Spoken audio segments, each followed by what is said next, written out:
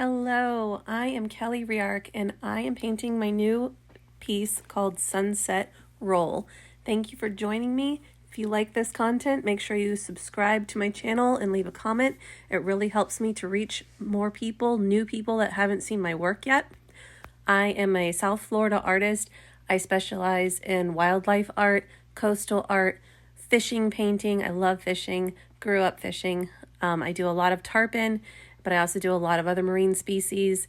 So please visit my website, buyfishart.com, to view some of my paintings that I've already created. So this piece, Sunset Roll, was inspired by fishing in Boca Grande Pass during the sunset. Sunset is my favorite time for catching tarpon and just my favorite time for being out in the pass on a drift boat. And I'll share with you a little later on some of my tarpon moments at just exactly that such time. I don't know if it's because I caught my first tarpon at sunset or if it's because it's just absolutely the most beautiful time of day in my opinion, but fishing the pass at sunset is the best. Psalm 113 says, "Praise, O servants of the Lord, praise the name of the Lord. Blessed be the name of the Lord from this time forth and forevermore. From the rising of the sun to its going down, the Lord's name is to be praised." Psalm 19 says, "The heavens declare the glory of God, and the firmament shows his handiwork." All right, so down to the details of this painting. This is a cotton duck canvas with a really simple gesso on top. I've got a limited palette. I'm using my Masterson's Stay Wet palette. It's small. It's the handy size one that I have for this piece. And this palette is actually a game changer. It is like the coolest product. It has a sponge at the bottom and it keeps your acrylic paint wet and open for longer than any other thing that I've tried. When I talk about acrylics being open, I mean that they actually stay wet. They stay workable. Acrylic paint dries very, very quickly, and it doesn't have the same blending functionality as oil paint does, but I really enjoy it. So get a Stay Wet palette. This is like in no way, shape, or form sponsored. Hey, Mastersons, if you want to sponsor me, that'd be great. But I just really enjoy their products. I also have the full-size version of this that I keep in my Boca Grande studio for when I'm painting up there. The colors you see there on my palette are Naples yellow, ultramarine blue, light blue violet, bright aqua green, light pink, brilliant blue, burnt umber, alizarin crimson, cadmium red light, and titanium white. And those are the only colors I use throughout. I use a variety of brushes. My favorites are definitely the brights and the flats. Painting the bold, bright, peachy tones of a sunset with the darker colors of water that is continually darkening as you study it is actually really challenging because there's such a huge contrast. But I think it's that contrast that makes it really beautiful, and it's probably why so many of us love sunsets, that golden hour, that golden light that we get as the sun is going down and reflecting off of the water. It's nothing short of majestic. And tarpon fishing in Boca Grande Pass at that time just adds that extra little bit of sparkle into the air. The main thing that I've learned about painting water is that the top of the water reflects whatever is above, and when that same area is in shadow, it allows you to see through it to what is below. And so you have to train your brain to think about what's above, what's below, and what's right in front of you, all at the same time. So that's why I love painting water. It is always fun. It's always different. It's always exciting to me. In this case, what is above is a beautiful peach-colored sky with blazing sun going down. What is below is the tarpon under the water and all of the depth of the water. And what is in front is the back of the tarpon that's penetrating the air from the water. So I do work in layers. I layer on darks and lights and midtones until I get just the look I want. because, again, with acrylics, because they don't stay open very long, they don't give you the same blendability. So I have a tendency to mix and mix and mix my paints together so that I get a full range of tones. So here is why I am so inspired by Boca Grande Pass in the afternoon. This is me fishing at sunset. I have been fighting this fish for quite a while at this point, and my swivel is almost to the top. My weight and my swivel are just about to come to the top of my fishing pole. There it is right there. You can see it. And my captain is positioning the boat just right so that we can land the fish by pulling up alongside of it.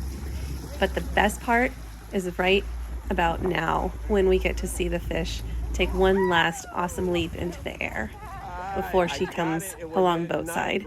And so we don't take the fish out of the water, we just take pictures of it and let it go, and then enjoy that last minute of sunset in Boca Grande Pass with the lighthouse before it's time to get back to work and painting.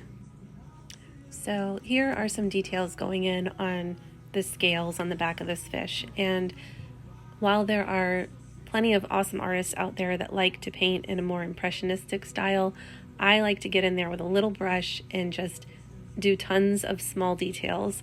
I enjoy painting each scale. I enjoy painting every little dot of light. I enjoy just not making it hyper realistic, even though my paintings are realistic, but just getting those details, like stuff that the eye doesn't take a moment to rest on each day. I like to really take a minute and look at my subject and just gather in all of the work that God put into creating these things. And I think I owe a lot of that to some of the artists that I studied under while I was growing up. And one of them used to say, don't paint what you know, paint what you see. And that has stuck with me my whole life, because when you approach a subject that you think that you know, that you've seen a ton of times, you have a tendency to have a mental picture of it, and you just want to paint what you think you know. And when you stop and you start to look at the details and you start to break it down into shapes, and you start to see the circles and ovals and triangles and rectangles in the subject, and then you start to use your pencil and assess each angle to make sure that your angles are lining up, and you treat it almost like a geometry problem instead of a painting problem, your concept of that thing just grows exponentially. It just allows you to see the way that things relate to each other, and that's what's going to make your drawings better. This is especially useful when painting something like water, because there are so many weird shapes in water.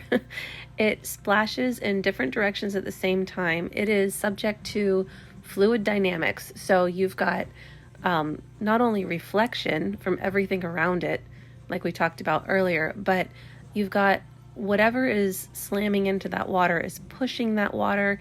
It is pushing the water forward. It's pushing it off to the side. It's creating ripples. It's creating patterns. And you would miss all of those things if you didn't take the time to really, really study your subject. Speaking of subject, our tarpon that's in the center of this painting is rolling. And this is such a funny thing that tarpon do when you think about every other fish. Tarpon will roll on the surface. They can breathe air, but they can also breathe through their gills underwater.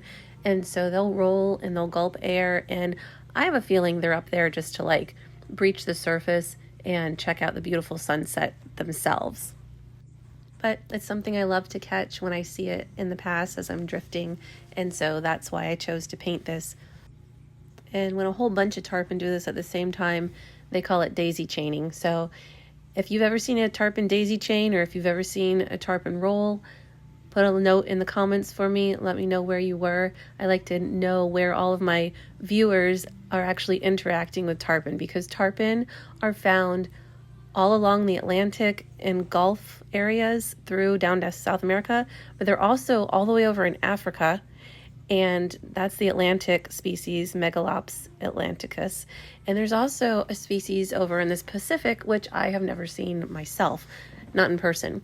So let me know where you've seen tarpon and where you've fished for tarpon so that I can be totally jealous and have to plan another bucket list trip for fishing. I myself am strictly in Boca Grande Pass. I have fished for tarpon in the Everglades, down in Chokoloskee area, and also in the Florida Keys. I've caught them in both places. They're gorgeous no matter where you catch them. But I would say the Keys have the brightest turquoise colors. The ones in Chokoloskee, because they're backwater fish that we were fishing for, had those beautiful like magenta brown tops to them, dorsal sides, and then their silver scales were more of like a copper. So I love a good backcountry tarpon. And then in Boca Grande Pass, you actually get a mix of both of those. A lot of those fish go up into the harbor and up into the river systems, and then they'll come back out with the tides, and their scales actually deepen and lighten throughout the process of just their daily lives. So tarpon are so fun. All right, so this technique right here, I don't know. It's just you get a very loose liquid white onto, or actually it's like 4 different colors I used here, but you get these different colors onto your brush and just flick it. I've used a toothbrush before. I think it gives you too much splatter, so I've gone to using a smaller paintbrush to get it exactly where I want to so that I can control it. And if a spot gets outside of the zone I want it in, I just wipe it off. That's what's nice about acrylic. So let me show you a nice close-up shot of how that water is turning out so far, with some of the splashes, some of the ripples, and all that really fun splatter effect. It's amazing how just a few little dots of white paint in the right spot help actually create depth in the painting. So one more time, this is my inspiration, sunset in Boca. And now for the most exciting part of this painting, painting the face of the tarpon underwater. This is where the whole painting comes to life, just adding that little hint of the tarpon's facial features and that little hint of the pectoral fin. It changes the way you see the entire piece. So on this pectoral fin, I spent a ton of time adding little teeny details of where the light was rippling, and then I decided I didn't like it, so I just painted over the whole thing. The way I painted it at first, it was just way too close to the surface and had way too many little details. I wanted it to be pushed down underneath that wave so that I could show the depth there. So the repainting worked out great. Love the way it turned out. But there's that beautiful face poking out from underneath the sunset waves. There's the pectoral fin poking out from way down deep. You can see several of the scales under the waterline. And then just sit back and enjoy the sunset roll. Thanks for watching my videos. I hope you enjoy them. Leave me your questions and comments, and thanks for following me.